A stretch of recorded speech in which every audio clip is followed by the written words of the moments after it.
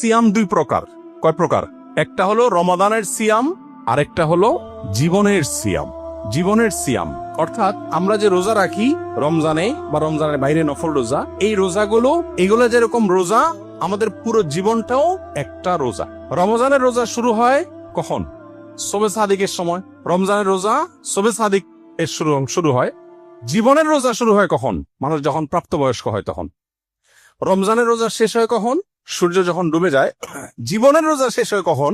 জীবনের সূর্য যখন ডুবে যায়।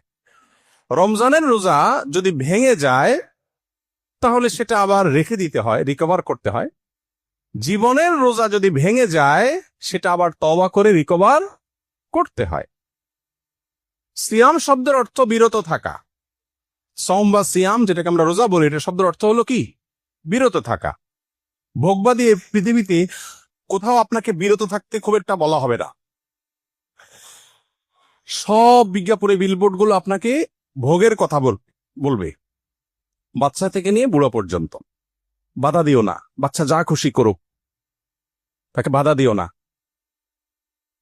তারপর নানাভাবে আমাদেরকে প্রত্যেককে লাগামহীন করে দেওয়া হচ্ছে আজকে পৃথিবীতে। আর ইসলাম আমাদেরকে শত শত বাইন্ডিংস দিচ্ছে, এটা খাওয়া যাবে না, ওইটা ধরা যাবে না, এদিকে যাওয়া যাবে না, ওইদিকে যাওয়া যাবে না। মূলত সিয়াম আমাদেরকে বিরত থাকার ট্রেনিং দিচ্ছে।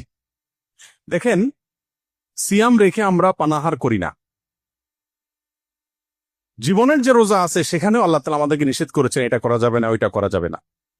জীবনের রোজা ভঙ্গ হয় পানাহার করলে, রমজানের রোজা ভঙ্গ হয় পানাহার করলে, আর জীবনের রোজা ভাঙে কি করলে? আল্লাহর যা নিষেধ করেছেন সেগুলো করলে।